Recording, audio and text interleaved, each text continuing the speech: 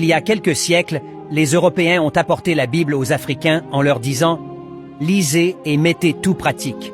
Ceci est le seul chemin qui mène à Dieu. » À cette époque, on répondit « On vit sur cette terre depuis des millénaires et on n'a jamais eu besoin de votre livre pour atteindre Dieu. » Les Européens ont ensuite dit « Dieu nous aime beaucoup, il nous a parlé. Il dit que celui qui ne met pas en pratique tout ce qui se trouve dans la Bible brûlera en enfer. » Les Africains ont répondu « Arrêtez vos inventions à la con. Si Dieu devait nous parler, il le ferait directement sans passer par vous. Vous voulez juste nous endormir pour voler nos richesses. » Fâchés, les Européens ont répondu « Dieu nous a envoyé prêcher la bonne nouvelle de Jésus et vous montrer le chemin qui mène au paradis. C'est notre mission.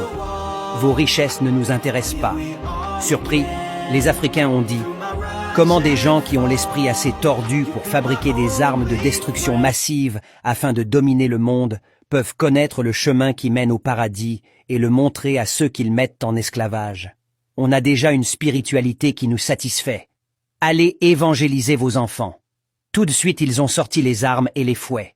C'est ainsi que la Bible a été imposée aux Africains.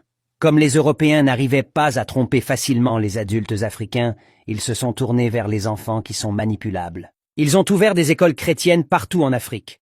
On faisait réciter à longueur de journée des longs textes bibliques aux enfants africains. 68 fois, « Je vous salue Marie ». 90 fois, « Notre Père qui est aux cieux », comme si Dieu était sourd, etc. Pendant ce temps en Europe, ils enseignaient à leurs enfants la science, la philosophie, la médecine, la chimie, la physique, la géologie, etc. Ils disaient aux Africains « Ne regardez pas toutes vos richesses volées par les Blancs, ce sont les biens de ce monde. Les vraies richesses se trouvent au paradis pour les enfants sages et obéissants qui lisent la Bible. Ne vous souciez pas du futur. Jésus contrôle tout. Il ne laisse pas mourir les oiseaux du ciel. Comment ne devra-t-il pas s'occuper de vous? » Pendant ce temps, des milliers de personnes mourraient de faim tous les jours. Si un colon ou quelqu'un d'autre te coupe le bras droit, ne fais absolument rien, montre-lui le bras gauche et laisse tout entre les mains du Seigneur. Selon eux, quand les Noirs meurent, ils disparaissent, et quand les Blancs meurent, ils deviennent des saints. C'est pour cela que tous les saints sont blancs.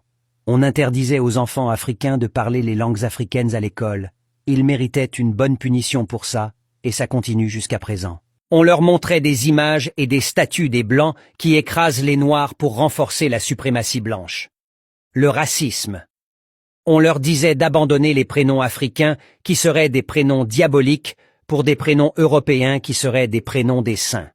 Aujourd'hui, la majorité des Africains s'appellent Marie, Antoine, Félix, Pierre, Joseph, Frédéric, Olivier, Jean, Thomas, Françoise, etc. Tous les Africains qui, malgré la violence, n'acceptaient pas la Bible, ont été traités d'enfants de Satan, de sorciers, antichrist, etc. On demandait aux enfants africains chrétiens de rester loin d'eux. Toutes les belles œuvres d'art africaines ont été taxées de sorcellerie par cette religion. Une sorcellerie qu'ils ont volée pour remplir leur musée et qui leur rapporte des milliards d'argent jusqu'à ce jour. Ils ont peu à peu détruit l'identité africaine, la culture et la religion africaine. On sait tous qu'un peuple sans identité est un peuple mort. Ils ont contribué à fragiliser tout un continent. Malheureusement, les Africains ne veulent pas prendre conscience et sortir de ces mensonges. Ils se sentent mieux dans ces mensonges et ne veulent pas que leurs illusions soient détruites, que le réveil soit.